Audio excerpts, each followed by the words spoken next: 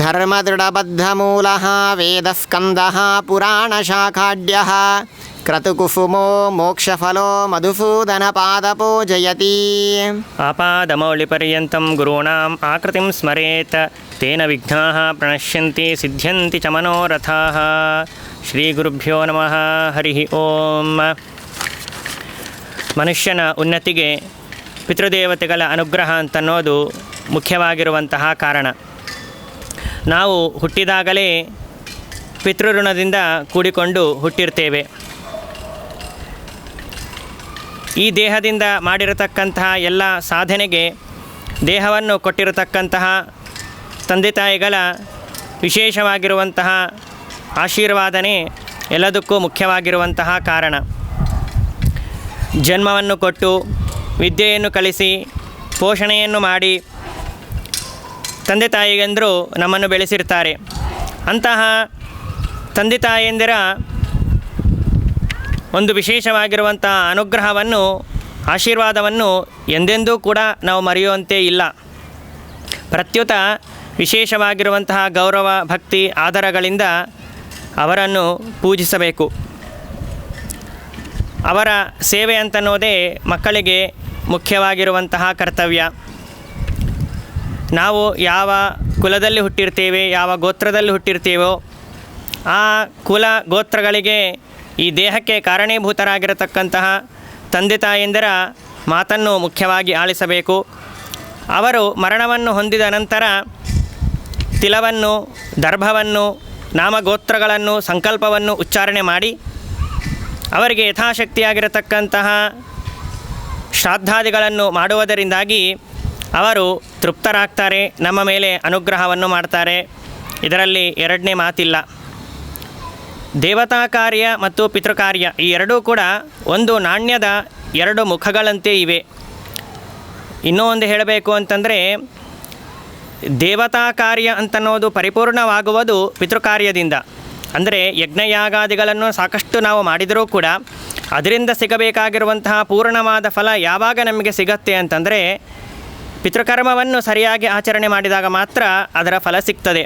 ಅದಕ್ಕಾಗಿ ದೇವಕಾರ್ಯ ದ್ವಿಜಾತೀನಾಂ ಪಿತೃಕಾರ್ಯಂ ವಿಶಿಷ್ಯತೆ ಎಂಬುದಾಗಿ ಮಾತನ್ನು ಕೂಡ ಶಾಸ್ತ್ರದಲ್ಲಿ ಹೇಳಿಕೊಟ್ಟಿದ್ದಾರೆ. ಇಂತಹ ಒಂದು ಶ್ರಾದ್ದದ ಬಗ್ಗೆ ಸಾವಿರಾರು ಪ್ರಶ್ನೆಗಳು, ಅದಕ್ಕೆ ಅನೇಕ ಉತ್ತರಗಳು. ಅವುಗಳನ್ನು ನಿಮ್ಮ ಜೊತೆಗೆ ಹಂಚಿಕೊಳ್ಳುವುದಕ್ಕಾಗಿ ಒಂದು ಪುಟ್ಟದಾಗಿರುವಂತಹ ಪ್ರಯತ್ನವನ್ನು ನಾವು ಮಾಡ್ತಾ ಇದ್ದೇವೆ. ಇವತ್ತಿನ ದಿವಸ ನಮ್ಮ ಹತ್ರ ಶ್ರಾದ್ದದ ಬಗ್ಗೆ ಪ್ರಶ್ನೆಯನ್ನು ಕೇಳುವುದಕ್ಕಾಗಿ ಪಂಡಿತ ಪೂಜ್ಯರಾಗಿರುವಂತಹ ನರಸಿಂಹಾಚಾರ್ಯ ಜೋಶಿ ಅವರು ಇದ್ದಾರೆ. ಅವರು ಅನೇಕ ಪ್ರಶ್ನೆಗಳನ್ನು ಕೇಳುವವರಿದ್ದಾರೆ. ಅದಕ್ಕೆ ಸರಿಯಾಗಿರುವಂತಹ ಉತ್ತರವನ್ನು ಯಥಾಶಕ್ತಿ ತಿಳಿಯುವುದಕ್ಕಾಗಿ ಪ್ರಯತ್ನವನ್ನು ಮಾಡೋಣ. ಹರಿ ಓಂ. ನಮಸ್ಕಾರ. ನಮಸ್ಕಾರ ಆಚಾರ್ಯರೇ. ಒಂದು ಪ್ರಶ್ನೆ ಬರ್ತದೆ ಎಲ್ಲರಿಗೂ. ಮನುಷ್ಯ ತಾನು ಯಾವುದಕ್ಕಾಗಿ ಪ್ರಯತ್ನವನ್ನು ಮಾಡ್ತಾನೆ ಅಂತಂದರೆ, ಅವನು ಯಾವುದೇ ಕೆಲಸವನ್ನು ಮಾಡಿದರೂ ಕೂಡ ತಾನು ಸುಖವನ್ನು ಪಡೆಯಬೇಕು ಅಂತನ್ನೋದಕ್ಕಾಗಿ ಪ್ರಯತ್ನ ಮಾಡ್ತಾನೆ. ಸುಖಮೇವ ಸದಾ ಮೇ ಸ್ಯಾತ್ ದುಃಖಂ ಅನಾಗಪಿ ಮಾ ಭೂತ್ ಅಂತೇಳಿ ಹೇಳಿದ ಪ್ರಕಾರ ಸುಖವನ್ನು ಹೊಂದಬೇಕು ಅಂತನ್ನೋದಕ್ಕಾಗಿ ಮನುಷ್ಯ ಉದ್ಯೋಗವನ್ನು ಸಂಪಾದನೆ ಮಾಡ್ತಾನೆ, ವಿದ್ಯೆಯನ್ನು ಸಂಪಾದನೆ ಮಾಡ್ತಾನೆ, ಆಮೇಲೆ ಹೆಂಡತಿ, ಮಕ್ಕಳು, ವಾಹನ, ಮನೆ ಇತ್ಯಾದಿ ಎಲ್ಲವನ್ನೂ ಕೂಡ ಸುಖಕ್ಕಾಗಿಯೇ ಬಯಸಿ ಸಂಪಾದನೆ ಮಾಡ್ತಾನೆ ಮನುಷ್ಯ. ಆದರೆ ಈ ವಿಷಯದಲ್ಲಿ ಸುಖವನ್ನು ಪಡೆಯುವುದರಲ್ಲಿ ಕೆಲವರು ಆ ಸುಖವನ್ನು ತಾವು ಬಯಸಿರುವಂತಹ ಸುಖವನ್ನು ಪಡೀತಾರೆ. ಆದರೆ ಕೆಲವರು ಮಾತ್ರ ಆ ವಿಷಯದಲ್ಲಿ ಸಕ್ಸಸ್ ಆಗೋದಿಲ್ಲ, ಸುಖವನ್ನು ಪಡೆಯೋದೇ ಇಲ್ಲ, ಅರ್ಧಂಬರ್ಧ ಸುಖವನ್ನು ಪಡೀತಾರೆ. ಹೀಗೆ ಅನೇಕ ವಿಧವಾಗಿರುವಂತಹ ಜನರಿಗೆ ಅನೇಕ ವಿಧವಾಗಿರುವಂತಹ ಫಲಗಳು, ಕೆಲವರಿಗೆ ಪೂರ್ಣ, ಕೆಲವರಿಗೆ ಅರ್ಧ, ಈ ತರಹ ಲಭಿಸ್ತಕ್ಕಂತಹದ್ದು ಇರ್ತದೆ. ಆದರೂ ಕೂಡ ಸುಖವನ್ನು ಬಯಸಿ ಸುಖವನ್ನು ಪಡೆಯಬೇಕು, ಆದಷ್ಟು ಸುಖವನ್ನು ಪಡೆಯಬೇಕು ಅಂತೇಳಿ ಬಯಸಿರುವಂತಹ ಮನುಷ್ಯನೂ ಕೂಡ ಸುಖವನ್ನು ಪಡೆದ ಮೇಲೆಯೂ ಕೂಡ ಏನೋ ಒಂದು ಅತೃಪ್ತಿ ಅಂತನ್ನೋದು ಅವನಿಗೆ ಮನುಷ್ಯನ ಜನ್ಮದಲ್ಲಿ ಅನುಭವಿಸ್ತಕ್ಕಂಥದ್ದಾಗ್ತದೆ. ಯಾಕೆ ಈ ರೀತಿಯಾಗಿರುವಂತಹ ಶ್ರೇಯೋ ಮಾರ್ಗವನ್ನು ಮನುಷ್ಯ ಅವನು ಹೊಂದೋದಿಲ್ಲ ಅಂಥೇಳಿ ಆ ಒಂದು ಪ್ರಶ್ನೆ ಎಲ್ಲರ ಮನಸ್ಸಿನಲ್ಲಿಯೂ ಕೂಡ ಕಾಡತಕ್ಕಂತಹದ್ದಾಗ್ತಾ ಇದೆ. ಅದರ ಬಗ್ಗೆ ಉತ್ತರವನ್ನು ತಾವು ನೀಡಬೇಕು ಅಂಥೇಳಿ ಕೇಳಿಕೊಳ್ಳುತ್ತೇನೆ. ಬಹಳ ಉತ್ತಮವಾಗಿರುವಂತಹ ಪ್ರಶ್ನೆ. ಇವತ್ತಿನ ಸಮಾಜವನ್ನು ಕಾಡಿಸುವಂತಹ ಪ್ರಧಾನವಾದ ಪ್ರಶ್ನೆ. ಇದಕ್ಕೆ ಶಾಸ್ತ್ರದಲ್ಲಿ ಸಾಕಷ್ಟು ವಿಚಾರಗಳನ್ನು ಹೇಳಿದ್ದಾರೆ, ಸಾಕಷ್ಟು ಉತ್ತರಗಳನ್ನು ಕೊಟ್ಟಿದ್ದಾರೆ.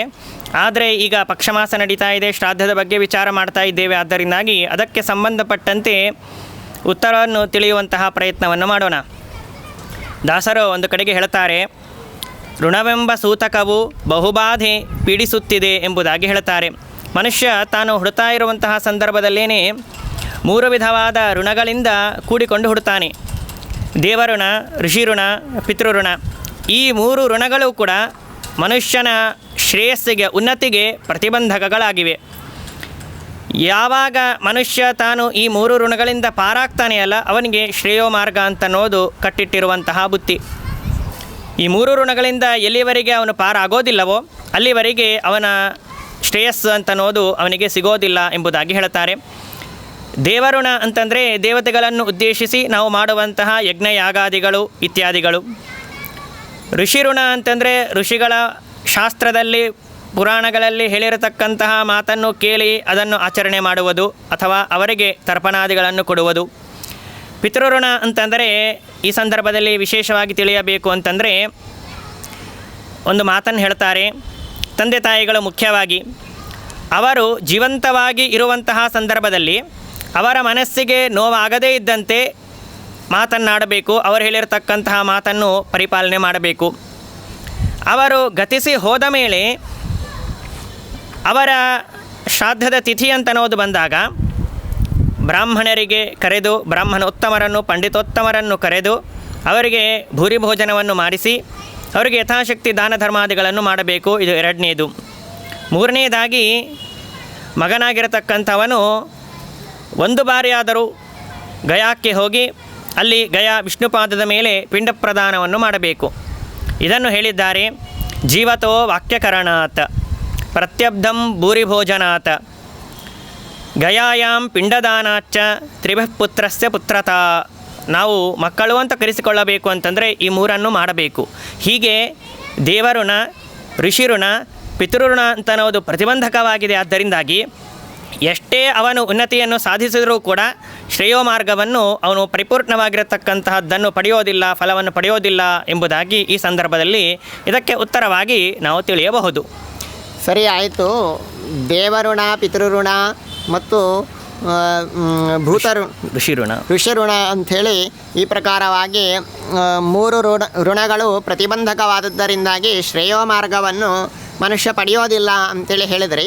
ಸರಿ, ಆದರೆ ಈ ಪ್ರತಿಬಂಧಕಗಳನ್ನು ನಾವು ನಿವೃತ್ತಿ ಮಾಡಿಕೊಂಡು ಶ್ರೇಯೋ ಮಾರ್ಗವನ್ನು ಪಡೆಯಬೇಕು ಅಂತ ಆದರೆ ಹೇಗೆ ಮಾಡಬೇಕು? ಅದು ಮನುಷ್ಯರಿಗೆ ಮಾಡಲಿಕ್ಕೆ ಸಾಧ್ಯವಾದು ಹೇಗೆ? ಅದನ್ನು ಈ ಕಲಿಯುಗದಲ್ಲಿ ಯಾವ ತರಹ ಅದನ್ನು ಮಾಡಬೇಕು ಅಂಥೇಳಿ ಅದೊಂದು ಪ್ರಶ್ನೆ. ಅದಕ್ಕೇನು ಉತ್ತರ ಅಂತ? ಅದಕ್ಕುತ್ತರ ಇಷ್ಟೇ. ಈಶಾವಾಸ್ಯ ಉಪನಿಷತ್ತಿನಲ್ಲಿ ಒಂದು ಮಾತು ಬರ್ತದೆ. ಈಶಾವಾಸ್ಯಮಿದಂ ಸರ್ವಂ ಯತ್ಕಿಂಚ ಜಗತ್ಯಾಂ ಜಗತ್ ತೇನ ತ್ಯಕ್ತೇನ ಭುಂಜಿತಾಃ ಮಾಗೃತಃ ಕಸ್ಯ ಸ್ವಿಧನಂ ಎಂಬುದಾಗಿ ಹೇಳಿದ್ದಾರೆ. ಸಮಗ್ರವಾಗಿರುವಂತಹ ಪ್ರಪಂಚ ಒಳಗೆ ಹೊರಗೆ ಎರಡೂ ಕಡೆಗೂ ಕೂಡ ಭಗವಂತ ವ್ಯಾಪಿಸಿಕೊಂಡು ಇದ್ದಾನೆ. ನಮ್ಮ ದೇಹದಲ್ಲೂ ಕೂಡ ಬಿಂಬರೂಪಿಯಾಗಿ ಭಗವಂತ ಇದ್ದಾನೆ.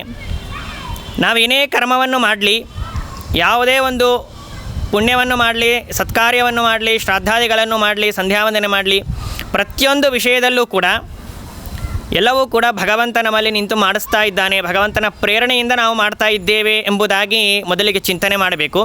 ಚಿಂತನೆ ಮಾಡಿ ಆದ ಮೇಲೆ ಸಮರ್ಪಣೆ ಮಾಡ್ತಾ ಇರುವಂತಹ ಸಂದರ್ಭದಲ್ಲಿಯೂ ಕೂಡ ಭಗವಂತನಿಗೆ ಭಾರತೀಯ ರಮಣ ಮುಖ್ಯ ಪ್ರಾಣಾಂತರ್ಗತ ವಿಷ್ಣುವಿಗೆ ಸಮರ್ಪಣೆಯನ್ನು ಮಾಡಬೇಕು. ಸಮರ್ಪ್ಯ ಕೃತ್ಯಾನಿ ಕೃತೀಕೃತಾನಿ ವ್ಯಾಸಾಯ ಭೂಮ್ನೆ ಸುಕೃತಾನಿ ತಾವತ್ ಕರಿಷ್ಯಮಾನಾನಿ ಚ ತಸ್ಯ ಪೂಜಾಂ ಸಂಕಲ್ಪಯಾಮಾಸ ಸಶುದ್ಧ ಬುದ್ಧಿ ಎಂಬುದಾಗಿ ತಿಳಿಸಿದ ಪ್ರಕಾರ ಹಿಂದೆ ಮಾಡಿರತಕ್ಕಂತಹ ಕರ್ಮಗಳ ಸಮರ್ಪಣೆಯನ್ನು ಮಾಡಿರ್ತೇವೆ, ಮಾಡ್ತಾ ಇರುವಂತಹ ಕರ್ಮಗಳ ಸಮರ್ಪಣೆಯನ್ನು ನಾವು ಮಾಡ್ತೇವೆ. ಆದರೆ ಮುಂದೆ ಮಾಡುವಂತಹ ಕರ್ಮಗಳನ್ನು ಕೂಡ ಸಂಕಲ್ಪವನ್ನು ಮಾಡಿಬಿಟ್ಟಿರ್ತೇವೆ, ಆದರೆ ಕರ್ಮವನ್ನು ಇನ್ನೂ ಪ್ರಾರಂಭ ಮಾಡಿರೋದಿಲ್ಲ. ಆ ಸಂದರ್ಭದಲ್ಲೇ ಮುಂದೆ ಮಾಡುವಂತಹ ಕರ್ಮಗಳನ್ನು ಕೂಡ ಭಗವಂತನಿಗೆ ಸಮರ್ಪಣೆಯನ್ನು ಮಾಡಬೇಕು ಎಂಬುದಾಗಿ ಹೇಳಿದ್ದಾರೆ. ಆ ಸಮರ್ಪಣೆ ಮಾಡುವಂತಹ ಕ್ರಮ ಏನು, ಹೇಗೆ ಸಮರ್ಪಣೆ ಮಾಡಿದಾಗ ಭಗವಂತ ನಮಗೆ ಪೂರ್ಣವಾಗಿರುವಂತಹ ಫಲವನ್ನು ಕೊಡ್ತಾನೆ, ಇದಕ್ಕೆಲ್ಲದಕ್ಕೂ ಕೂಡ ಋಷಿಗಳು, ಜ್ಞಾನಿಗಳು, ಮುನಿಗಳು ನಮಗೆ ಪುರಾಣಗಳಲ್ಲಿ ತಿಳಿಸಿಕೊಟ್ಟಿದ್ದಾರೆ. ಅವರು ತೋರಿದ ಮಾರ್ಗವನ್ನು ಅನುಸರಿಸಿ ಆ ಕ್ರಮದಿಂದ ನಾವು ಮಾಡಿರತಕ್ಕಂತಹ ಪ್ರತಿಯೊಂದು ಕರ್ಮವನ್ನು ಭಗವಂತನಿಗೆ ಸಮರ್ಪಣೆ ಮಾಡಿದಾಗ ನಾವು ಈ ಒಂದು ದೇವಋಣದಿಂದಾಗಿ ಮುಕ್ತರಾಗಬಹುದು ಎಂಬುದಾಗಿ ಈ ಸಂದರ್ಭದಲ್ಲಿ ನಾವು ತಿಳಿಯಬಹುದು. ಈ ಪ್ರಕಾರ ಸರಿ ನೀವು ಹೇಳಿದ್ದು, ಕರ್ಮಗಳನ್ನು ಮಾಡಬೇಕು, ಕರ್ಮಗಳನ್ನು ಯಾವ ರೀತಿಯಾಗಿ ಮಾಡಬೇಕು, ಋಷಿಗಳು ಹೇಳಿದ ಕ್ರಮದಲ್ಲಿ, ಋಷಿಗಳು ಹಾಕಿಕೊಟ್ಟಿರುವಂತಹ ಸಂಪ್ರದಾಯದ ಕ್ರಮದಲ್ಲಿ, ಅಥವಾ ಅವರು ಮಾಡಿರುವಂತಹ ಗ್ರಂಥಗಳು ಮನುಸ್ಮೃತಿ, ಯಾಜ್ಞವಲ್ಕ್ಯ ಸ್ಮೃತಿ ಮೊದಲಾಗಿರುವಂತಹ ಏನು ಸ್ಮೃತಿ ಗ್ರಂಥಗಳಿವೆ, ಆ ಗ್ರಂಥಗಳಿಗೆ ಅನುಸಾರವಾಗಿ ನಾವು ಕರ್ಮಗಳನ್ನು ಮಾಡಿ ಭಗವಂತನಿಗೆ ಸಮರ್ಪಣೆ ಮಾಡಿದರೆ ನಾವು ಆ ಋಣಗಳಿಂದ ಮುಕ್ತರಾಗ್ತೇವೆ ಅಂಥೇಳಿ ನೀವು ತಿಳಿಸಿದ್ರಿ. ಆದರೆ ಇಲ್ಲೊಂದು ಪ್ರಶ್ನೆ ಬರ್ತದೆ, ಆ ಋಷಿಗಳು ಏನು ಕ್ರಮವನ್ನು ಹಾಕಿಕೊಟ್ಟಿದ್ದಾರೆ, ಸಂಪ್ರದಾಯಗಳನ್ನು ಹಾಕಿಕೊಟ್ಟಿದ್ದಾರೆ, ಅದು ಆ ಕಾಲಕ್ಕೆ ಸೀಮಿತವಾಯಿತು. ಈ ಕಾಲದಲ್ಲಿ ಮನುಷ್ಯ ಕಲಿಯುಗದಲ್ಲಿ ಬಹಳ ಬ್ಯುಸಿಯಾಗಿರುವಂತಹ ಲೈಫ್ ಇದೆ, ಅವನಿಗೆ ಅನೇಕ ವಿಧವಾಗಿರುವಂತಹ ಪ್ರತಿಬಂಧಕಗಳು, ಆಮೇಲೆ ಅನುಕೂಲತೆಗಳು ಇರೋದಿಲ್ಲ. ಹೀಗಾಗಿ ಈ ಒಂದು ಕ್ಲಿಷ್ಟವಾಗಿರುವಂತಹ ಕಾಲದಲ್ಲಿ ಋಷಿಗಳು ಹಾಕಿಕೊಟ್ಟಿರುವಂತಹ ಸಂಪ್ರದಾಯವನ್ನು ಮಾಡಲಿಕ್ಕೆ ಆಗೋದೇ ಇಲ್ಲ. ಅಂತಹ ಸಂದರ್ಭದಲ್ಲಿ ಯಾವ ರೀತಿಯಾಗಿ ಅವನು ಆ ಋಣಗಳಿಂದ ಮುಕ್ತನಾಗಬೇಕು ಅಂತನ್ನುವ ಪ್ರಶ್ನೆ ಮನುಷ್ಯನಿಗೆ ಅದು ಕಾಡುತ್ತದೆ. ಅದಕ್ಕೇನು ಉತ್ತರ ಅಂತ?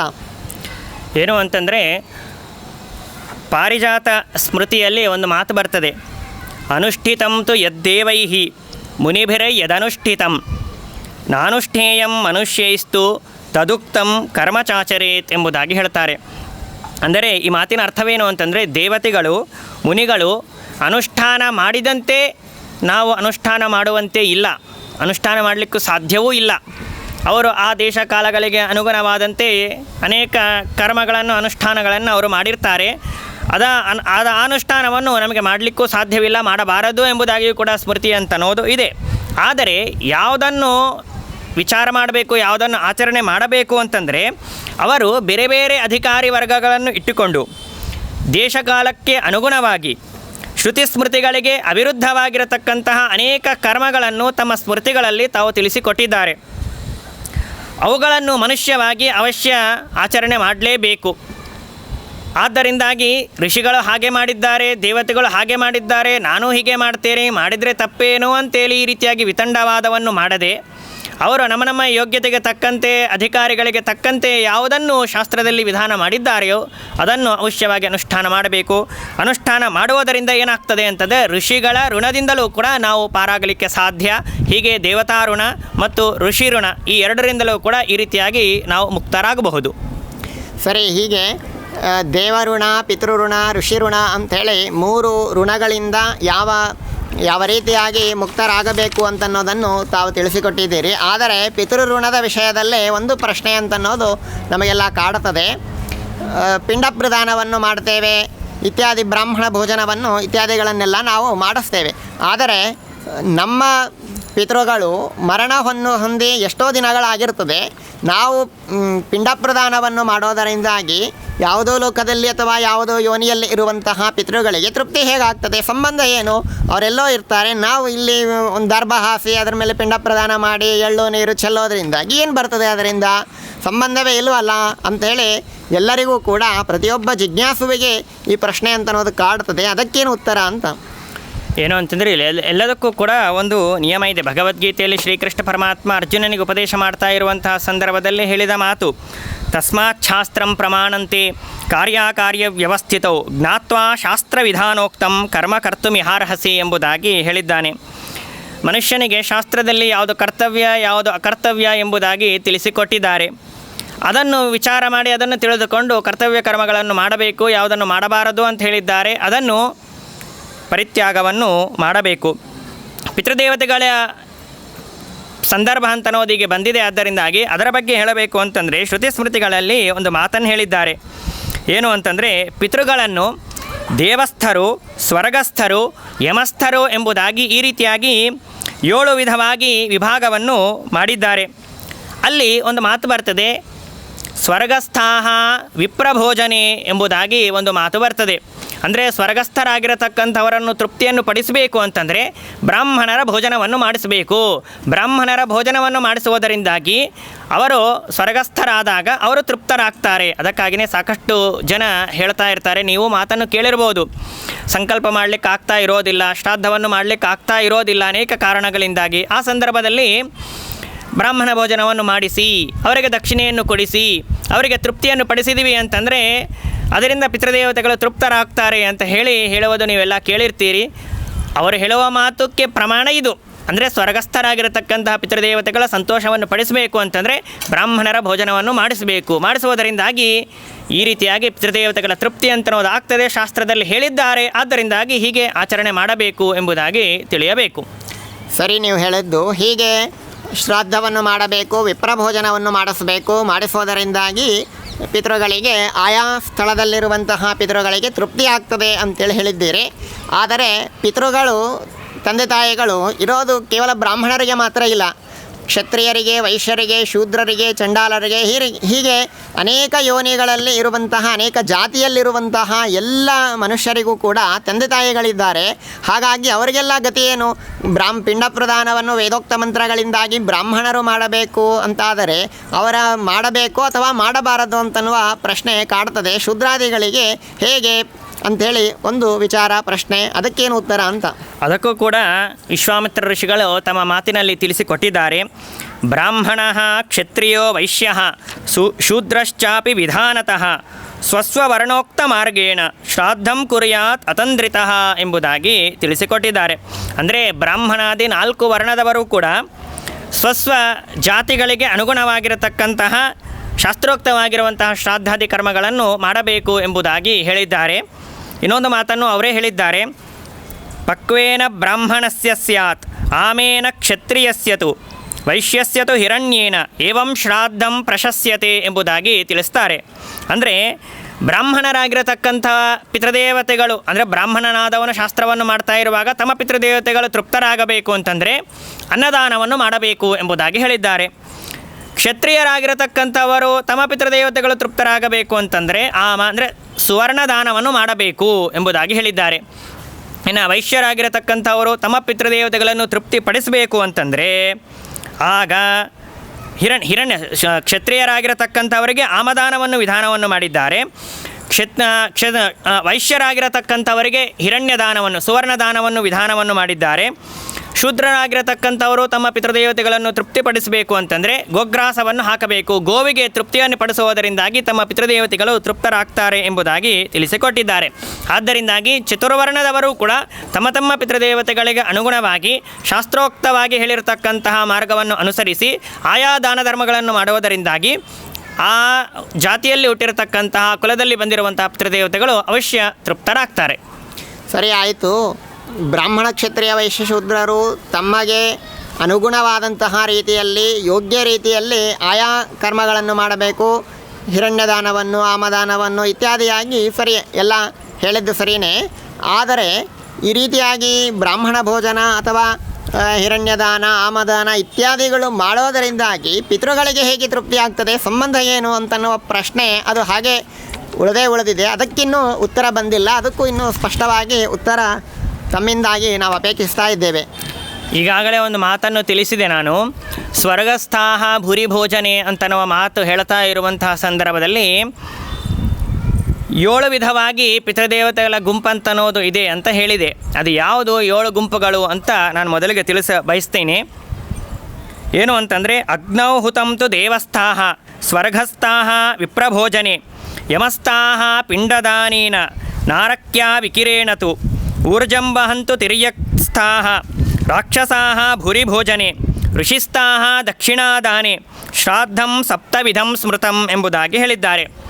ಪಿತೃಗಳನ್ನು ದೇವಸ್ಥರು, ಸ್ವರ್ಗಸ್ಥರು, ಯಮಸ್ಥರು, ನರಕಸ್ಥರು, ತಿರ್ಯಸ್ಥರು, ರಾಕ್ಷಸ್ಥರು, ಋಷಿಸ್ಥರು ಎಂಬುದಾಗಿ 7 ರೀತಿಯಾಗಿ ವಿಭಾಗವನ್ನು ಮಾಡಿದ್ದಾರೆ.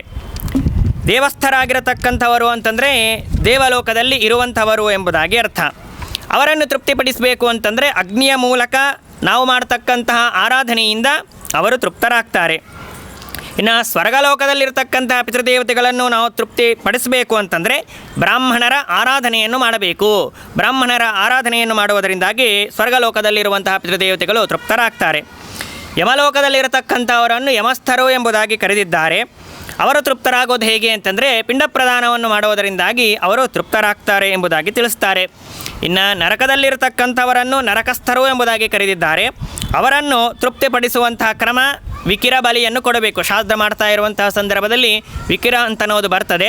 ಅದನ್ನು ಕೊಡೋದರಿಂದಾಗಿ ನರಕದಲ್ಲಿರತಕ್ಕಂತಹ ಪಿತೃದೇವತೆಗಳು ತೃಪ್ತರಾಗ್ತಾರೆ.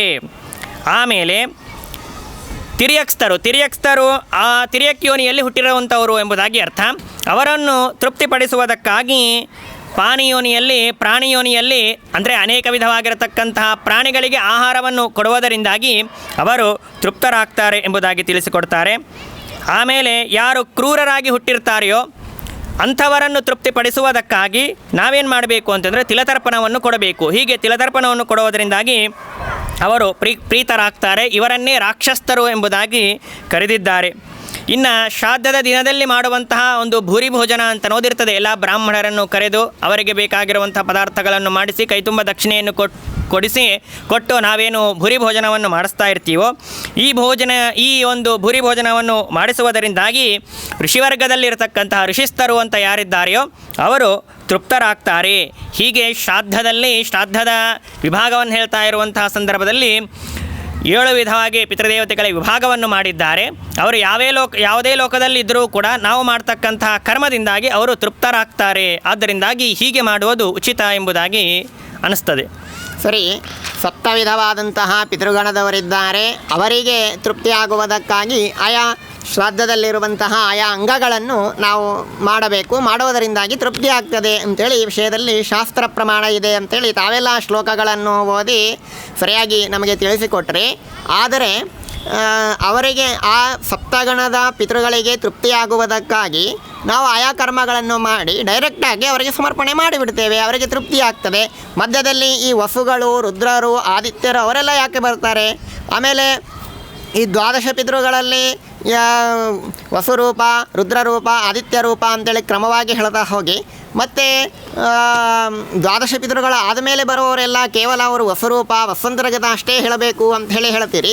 ಈ ವಸುರುದ್ರ ಆದಿತ್ಯರಿಗೂ ಪಿತೃಗಳಿಗೂ ಸಂಬಂಧ ಏನು? ಅವರ್ಯಾಕೆ ಇಲ್ಲಿ ಶ್ರಾದ್ದದಲ್ಲಿ ಅವರು ಬರ್ತಾರೆ ಅಂಥೇಳಿ ಎಲ್ಲರಿಗೂ ಪ್ರಶ್ನೆ ಅಂತ ಅನ್ನೋದು ಕಾಡ್ತದೆ. ಅದಕ್ಕೇನು ಉತ್ತರ ಅಂತ? ಅದಕ್ಕುತ್ತರ ಹೀಗೆ ತಿಳಿಯಬೇಕು. ನಾವು ಯಾರ ಆರಾಧನೆಯನ್ನು ಮಾಡ್ತಾ ಇರುವಂತಹ ಸಂದರ್ಭದಲ್ಲೂ ಕೂಡ ಅಂದರೆ ಯಾರನ್ನು ಆರಾಧಿಸಿದರೂ ಕೂಡ ನಾವೇನು ಮಾಡಬೇಕು ಅಂತಂದರೆ ಅವರ ರೂಪಚಿಂತನೆ ಅಂತನ್ನೋದು ಅತ್ಯಗತ್ಯ. ಅಂದರೆ ರೂಪದ ಒಂದು ಪರಿಜ್ಞಾನವಿಲ್ಲದೆ ನಾವು ಆರಾಧನೆ ಮಾಡುವಂತೆ ಇಲ್ಲ. ಆದ್ದರಿಂದ ರೂಪದ ಚಿಂತನೆಯನ್ನು ಅವಶ್ಯವಾಗಿ ಮಾಡಬೇಕು. ಆದರೆ ಗತಿಸಿ ಹೋಗಿರುವಂತಹ ಪಿತೃಗಳು ಯಾವ ರೂಪದಲ್ಲಿ ಇದ್ದಾರೆ ಅಂತನ್ನೋದು ಈ ಸಂದರ್ಭದಲ್ಲಿ ನಾವು ತಿಳಿದುಕೊಳ್ಳುವುದು ಅಸಾಧ್ಯ. ನಮ್ಮ ಪಿತೃದೇವತೆಗಳ ರೂಪವನ್ನು ಚಿಂತನೆ ಮಾಡಲಿಕ್ಕೂ ಸಾಧ್ಯವೂ ಕೂಡ ಇಲ್ಲ. ಇನ್ನು ಬದುಕಿರುವಂತಹ ರೂಪವನ್ನೇ ಚಿಂತನೆ ಮಾಡೋಣ ಅಂತಂದರೆ ಅವರು ಈ ದೇಹವನ್ನೇ ಬಿಟ್ಟು ಹೋಗಿದ್ದಾರೆ. ಆದ್ದರಿಂದಾಗಿ ಆ ರೂಪದ ಚಿಂತನೆಯಿಂದ ಉಪಯೋಗ ಅಂತನ್ನೋದು ಕೂಡ ಇಲ್ಲ. ಶರೀರ ಅಂತನ್ನೋದು ದಹಿಸಿ ಹೋಗಿ ಬಿಟ್ಟಿರ್ತದೆ. ಇನ್ನು ಆತ್ಮನ ರೂಪವನ್ನು ಚಿಂತನೆ ಮಾಡೋಣ ಅಂತಂದರೆ ಅದನ್ನು ತಿಳಿಯುವಂತೆ ಇಲ್ಲ. ಆದ್ದರಿಂದಾಗಿ ಪಿತೃದೇವತೆಗಳ ಆರಾಧನೆಯನ್ನು ಮಾಡ್ತಾ ಇರುವಂತಹ ಸಂದರ್ಭದಲ್ಲಿ ಸ್ಮೃತಿಕಾರರು ಹೀಗೆ ನಮಗೆ ತಿಳಿಸಿಕೊಡ್ತಾರೆ. ವಸವಃ ಪಿತರೋ ಜ್ಞೇಯಾಃ ರುದ್ರಾಜ್ಞೇಯಾಃ ಪಿತಾಮಹಾಃ ಪ್ರಪಿತಾಮಹಾಸ್ತಥಾದಿತ್ಯಾಃ ಶ್ರುತಿರೇಷಾ ಸನಾತನೀ ಅತಃ ಪಿತ್ರಾದಯಸ್ತತ್ರ ದೇವತಾ ರೂಪವಾಚಕಾಃ ಎಂಬುದಾಗಿ ಹೇಮಾದ್ರಿ ಸ್ಮೃತಿಯಲ್ಲಿ ತಿಳಿಸಿಕೊಡ್ತಾರೆ. ಪಿತೃಪಿತಾಮಹ ಪ್ರಪಿತಾಮಹ ಇವರನ್ನು ಗುರುತಿಸುವಂತಹ ಕ್ರಮ ಹೇಗೆ ಅಂತಂದರೆ ವಸುಗಣಗಳನ್ನು ನಾವು ಪ್ರೀತಿ ಪಡಿಸುವುದರಿಂದಾಗಿ ಆ ಗಣದ ಅಧೀನರಾಗಿರತಕ್ಕಂತಹ ಪಿತೃಗಳು ತೃಪ್ತರಾಗ್ತಾರೆ. ಅಂದರೆ ಪಿತೃಗಣಕ್ಕೆ ಒಡೆಯರಾಗಿರತಕ್ಕಂಥವ್ರು ಯಾರು ಅಂತಂದರೆ ವಸುಗಳು.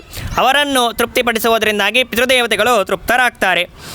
ಇನ್ನು ರುದ್ರಗಣವನ್ನು ಆರಾಧನೆ ಮಾಡುವುದರಿಂದಾಗಿ ಅವರ ಅಧೀನದಲ್ಲಿರತಕ್ಕಂತಹ ಯಾರು ಅಂತಂದರೆ ಪಿತಾಮಹಕ್ಕೆ ಸೇರಿರುವಂತಹ ಗಣ ಅವರು ತೃಪ್ತರಾಗ್ತಾರೆ. ಇನ್ನು ಆದಿತ್ಯ ಗಣದ ಆರಾಧನೆಯನ್ನು ಮಾಡುವುದರಿಂದಾಗಿ ಅವರ ಅಧೀನದಲ್ಲಿರತಕ್ಕಂಥ ಪ್ರಪಿತಾಮಹರು ತೃಪ್ತರಾಗ್ತಾರೆ ಎಂಬುದಾಗಿ ಹೇಳುತ್ತಾರೆ. ಹೀಗೆ ಅವರ ಆರಾಧನೆ ಮಾಡುವುದರಿಂದಾಗಿ ಅವರ ಅಧೀನದಲ್ಲಿರತಕ್ಕಂತಹ ಪಿತೃಪಿತಾಮಹ ಪ್ರಪಿತಾಮಹಾದಿಗಳು ತೃಪ್ತರಾಗ್ತಾರೆ. ಆದ್ದರಿಂದ ಅವರ ರೂಪವನ್ನು ಚಿಂತನೆ ಮಾಡಲಿಕ್ಕೂ ಸಾಧ್ಯ ಇಲ್ಲ. ಆದ್ದರಿಂದಾಗಿ ವಸು, ರುದ್ರ, ಆದಿತ್ಯರ ಮೂಲಕ ನಮ್ಮ ಪಿತೃಪಿತಾಮಹ ಪ್ರಪಿತಾಮಹಗಳ ಆರಾಧನೆ ಅಂತನ್ನೋದು ಮಾಡಬೇಕು ಎಂಬುದಾಗಿ ಶಾಸ್ತ್ರ ತಿಳಿಸಿಕೊಟ್ಟಿದೆ. ಸರಿ, ಹೀಗೆ ವಸುರುದ್ರ ಆದಿತ್ಯರ ಮೂಲಕ ಪಿತೃಪಿತಾಮಹ ಪ್ರಪಿತಾಮಹಾದಿಗಳನ್ನು ಆರಾಧನೆ ಮಾಡಿದಾಗ ಅವರು ತೃಪ್ತರಾಗ್ತಾರೆ ಅಂಥೇಳಿ ಹೇಳ್ತಾ ಇದ್ದೀರಿ. ಆದರೆ ಇದು ಪ್ರಾಕ್ಟಿಕಲ್ಲಾಗಿ ಹೇಗೆ ಸಾಧ್ಯ ಅಂತ. ಯಾಕೆ ಅಂತಂದರೆ ಈಗ ನಮ್ಮ ಪಿತೃಗಳು ತಂದೆ ಸಪೋಸಾಗಿ ತಂದೆ ಮರಣವನ್ನು ಹೊಂದಿದ ಮೇಲೆ ಅವನ ಕರ್ಮಕ್ಕೆ ಅನುಗುಣವಾಗಿ ಅವನು ಯಾವುದೋ ಒಂದು ಪ್ರಾಣಿಯ ಜನ್ಮವನ್ನು ಪಡೆದಿರಬಹುದು. ಅಥವಾ ಒಂದು ಹುಲಿಯ ಜನ್ಮ, ಒಂದು ಸಿಂಹದ ಜನ್ಮ ಪಡೆದಿದ್ದಾಗ ಅವನಿಗೆ ತೃಪ್ತಿ ಯಾವಾಗ ಆಗ್ತದೆ ಅಂತಂದರೆ ಸಿಂಹ ಹುಲಿಗಳು ಮಾಂಸ ತಿಂತವೆ. ಹಾಗಾಗಿ ಮಾಂಸ ತಿಂದಾಗ ಅವುಗಳಿಗೆ ತೃಪ್ತಿ ಆಗ್ತದೆ. ಇಲ್ಲ ಅವುಗಳು ಯಾವುದೋ ಒಂದು ಇನ್ನೊಂದು ಕ್ರಿಮಿ ಕೀಟ ಯೋನಿಯನ್ನು ಪಡೆದಾಗ ಅದಕ್ಕೆ ತಕ್ಕಂತೆ ಅವುಗಳಿಗೆ ಆಹಾರ ಅಂತನ್ನೋದು ಸಿಕ್ತು ಅಂತಂದರೆ ಅವುಗಳು ತೃಪ್ತಿ ಆಗ್ತವೆ. ಅಂದರೆ ನಮ್ಮ ಪಿತೃಗಳಿಗೆ ಈ ರೀತಿಯಾಗಿ ತೃಪ್ತಿ ಅಂತನ್ನೋದು ಇರತಕ್ಕಂತಹದ್ದು. ವಸುರುದ್ರಾದಿತ್ಯರ ಹೆಸರನ್ನು ಹೇಳಿ ಪಿಂಡ ಪ್ರದಾನವನ್ನು ಮಾಡೋದ್ರಿಂದಾಗಿ ಅವರಿಗೆ ಆಹಾರ ಸಿಗೋದು ಹೇಗೆ ಅಂತನ್ನೋದು ಒಂದು ಪ್ರಶ್ನೆ. ತೃಪ್ತಿ ಆಗೋದು ಹೇಗೆ ಅಂತ. ಹೌದು, ನೀವು ಕೇಳಿರುವಂತಹ ಪ್ರಶ್ನೆ ಸರಿ ಇದೆ. ಅಂದರೆ ನಮ್ಮ ಪಿತೃದೇವತೆಗಳು ಯಾವ ಯೋನಿಯಲ್ಲಿ ಹುಟ್ಟಿದರೂ ಕೂಡ ಅವರಿಗೆ ಆ ಆಹಾರ ಅಂತನ್ನೋದು ಅವರಿಗೆ ಸೀಮಿತವಾಗಿರತಕ್ಕಂತಹ ಆಹಾರ, ಅವರಿಗೆ ಯೋಗ್ಯವಾಗಿರತಕ್ಕಂತಹ ಆಹಾರ ಅವರಿಗೆ ಹೇಗೆ ತಲುಪುತ್ತದೆ ಅಂತನೋ ವಿಷಯದ ಬಗ್ಗೆ ನಮಗೆ ವಾಯುಪುರಾಣ ಒಂದು ಮಾತನ್ನು ತಿಳಿಸ್ತದೆ. ನಾಮಗೋತ್ರಂಚ ಮಂತ್ರಶ್ಚ ದತ್ತಮನ್ನಂ ನಯಂತಿ ತಾನ್ ಅಪಿಯೋನಿ ಶತಂ ಪ್ರಾಪ್ತಾನ್ ತೃಪ್ತಿಸ್ತಾನ್ ಅನುಗಚ್ಚತಿ. ಒಂದು ದೃಷ್ಟಾಂತ ಕೇಳಬೇಕು ಅಂತಂದರೆ ಸಾಕಷ್ಟು ಸಲ ನೀವು ಕೇಳಿರ್ಬೋದು, ವಾಟ್ಸಪ್ ವಿಡಿಯೋಗಳ ಮೂಲಕ ತಿಳಿದಿರ್ಬೋದು. ಆದರೂ ಹೇಳ್ತಾ ಇದ್ದೇನೆ. ಈಗ ಒಂದು ನಮ್ಮ ಮನೆಗೆ ಒಂದು ಅಡ್ರೆಸ್ ಅಂತ ಅನ್ನೋದಿರ್ತದೆ. ಯಾವ ಊರಿನಲ್ಲಿ ಇದ್ದವರು ಕೂಡ ನಮಗೆ ಪತ್ರವನ್ನು ಬರಿಬೇಕು ಅಂತಂದರೆ ನಮ್ಮ ಮನೆಯ ಅಡ್ರೆಸ್ಸನ್ನು ಬರೀತಾರೆ.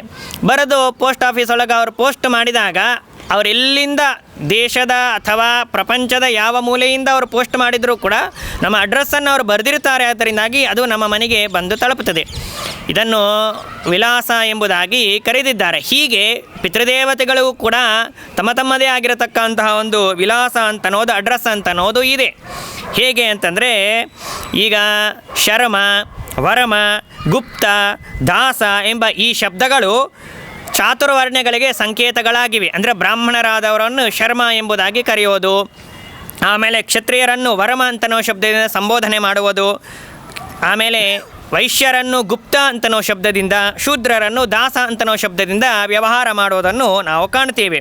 ಪಿತೃದೇವತೆಗಳ ಆರಾಧನೆಯನ್ನು ಮಾಡ್ತಾ ಇರುವಂತಹ ಸಂದರ್ಭದಲ್ಲೂ ಕೂಡ ಅವರ ನಾಮವನ್ನು, ಅವರ ಗೋತ್ರವನ್ನು, ಅವರ ರೂಪಗಳನ್ನು ಸ್ಪಷ್ಟವಾಗಿ ನಾವು ಉಚ್ಚಾರಣೆ ಮಾಡಿ ಮಂತ್ರಪೂರ್ವಕವಾಗಿ ನಾವು ಹವಿಸ್ಸನ್ನು ನೀಡಿದಾಗ ಪಿತೃದೇವತೆಗಳು ಯಾವ ಯೋನಿಯಲ್ಲಿ ಅವರು ಜನಿಸಿದ್ದರೂ ಕೂಡ ನಾವು ಕೊಟ್ಟಿರತಕ್ಕಂತಹ ಹವಿರ್ಭಾಗ ಅಂತನ್ನೋದು ಅವರನ್ನು ಪಿತೃದೇವತೆಗಳ ಮುಖಾಂತರವಾಗಿ ತಲುಪುತ್ತದೆ. ಯಥಾ ಗೋಷ್ಠೇ ಪ್ರಣಷ್ಟೋ ವೈ ವತ್ಸೋ ವಿಂದೇತ ಮಾತರಂ ತಥಾ ತಂ ನಯತೆ ಮಂತ್ರೋ ಜಂತುರ್ ಯತ್ರ ಅವಶಿಷ್ಯತೆ. ಇದು ಕೂಡ ವಾಯುಪುರಾಣದಲ್ಲಿ ಬಂದಿರುವಂತಹ ಮಾತು. ನೂರಾರು ಹಸುಗಳನ್ನು ತಾಯಿಯಿಂದ ಬೇರೆ ಮಾಡಿ ಕರುವನ್ನು ದೂರದಲ್ಲಿ ಕಟ್ಟಿ ಹಾಕಿಬಿಟ್ಟಿರ್ತಾರೆ. ಕಟ್ಟಿ ಹಾಕಿಬಿಟ್ಟಾಗ ಆ ಕರು ಏನು ಮಾಡ್ತದೆ ಅಂತಂದರೆ ನೂರಾರು ಹಸುಗಳ ಮಧ್ಯದಲ್ಲಿದ್ದರೂ ಕೂಡ ತಮ್ಮ ತಾಯಿಯನ್ನು ಹೋಗಿ ತಲುಪುತ್ತದೆ, ಅದರ ಹಾಲನ್ನು ಕುಡಿತದೆ. ಹೇಗೆ? ಅದು ಭಗವಂತ ನೀಡಿರತಕ್ಕಂತಹ ಒಂದು ಅದ್ಭುತವಾಗಿರುವಂತಹ ಶಕ್ತಿ. ಅದಕ್ಕೆ ಗುರುತಿಸಲಿಕ್ಕೆ ಬೇಕಾಗಿರುವಂತಹ ಕೊಟ್ಟಂತಹ ಅದ್ಭುತವಾದ ಶಕ್ತಿ. ಇದನ್ನು ಹೇಗೆ ಆ ಕರು ಅಂತನ್ನೋದು ತಾಯಿಯನ್ನು ಗುರುತಿಸುತ್ತದೆಯೋ ಹಾಗೆಯೇ ಪಿತೃದೇವತೆಗಳಿಗೂ ಕೂಡ ಭಗವಂತ ಒಂದು ವಿಳಾಸವನ್ನು ಕೊಟ್ಟಿದ್ದಾನೆ. ಆ ವಿಳಾಸವನ್ನು ತಲುಪಬೇಕು ಅಂತಂದರೆ ನಾವು ಮಂತ್ರಪುರಸ್ಸರವಾಗಿ ನಾವು ನಾಮಗೋತ್ರಗಳನ್ನು ಉಚ್ಚಾರಣೆ ಮಾಡಿ ನಾವು ಮಾಡುವುದರಿಂದಾಗಿ ವಸುರುದ್ರ ಆದಿತ್ಯರು ಏನು ಮಾಡ್ತಾರೆ ಅಂತಂದರೆ ನಾವು ಹೆಸರನ್ನು, ಗೋತ್ರವನ್ನು, ನಾಮವನ್ನು ಇತ್ಯಾದಿಗಳನ್ನು ಉಚ್ಚಾರಣೆ ಮಾಡಿ ನಾವು ಹವಿಸ್ಸನ್ನು ಕೊಟ್ಟಿರ್ತೇವೆ. ಆದ್ದರಿಂದಾಗಿ ಅವರು ಯಾವ ಯೋನಿಯಲ್ಲಿ ಅವರು ಹುಟ್ಟಿದರೂ ಕೂಡ ಅವರವರ ಯೋನಿಗಳಿಗೆ ಯೋಗ್ಯವಾಗಿರತಕ್ಕಂಥ ಅನ್ನವನ್ನು ಅವರಿಗೆ ತಲುಪಿಸ್ತಾನೆ ಎಂಬುದಾಗಿ ತಿಳಿಸಿಕೊಡ್ತಾರೆ. ಈ ಸಂದರ್ಭದಲ್ಲಿ ಇಷ್ಟು ವಿಷಯವನ್ನು ಇವತ್ತಿನ ದಿವಸ ವಿಚಾರ ಮಾಡಿ ಇನ್ನೂ ಹೆಚ್ಚಿನ ವಿಚಾರವನ್ನು ನಾಳಿನ ದಿವಸ ಮಾಡೋಣ ಎಂಬುದಾಗಿ ಹೇಳ್ತಾ ಎರಡು ಮಾತುಗಳನ್ನು ಅಸ್ಮದ್ಗುರುವಂತರ್ಗತ ಭಾರತೀಯ ರಮಣ ಮುಖ್ಯ ಪ್ರಾಣಾಂತರ್ಗತ ಅಂಬರಣೀಪತಿಯಾಗಿರುವಂತಹ ವೇದವ್ಯಾಸ ದೇವರಲ್ಲಿ ಸಮರ್ಪಣೆ ಮಾಡ್ತಾ ಇದ್ದೇನೆ. ಶ್ರೀಕೃಷ್ಣಾರ್ಪಣಮಸ್ತು. ನಮ್ಮ ಸಂದೇಹಗಳನ್ನು ಪರಿಹಾರ ಮಾಡಿರುವ ನಮ್ಮ ಅಗ್ರಜರಾದಂತಹ ಪಂಡಿತರಾದ ವೇದವ್ಯಾಸಾಚಾರ್ಯರಿಗೆ ಅನಂತ ನಮಸ್ಕಾರಗಳನ್ನು ತಿಳಿಸ್ತಾ ಇದ್ದೇವೆ. ಶ್ರೀಕೃಷ್ಣಾರ್ಪಣಮಸ್ತು.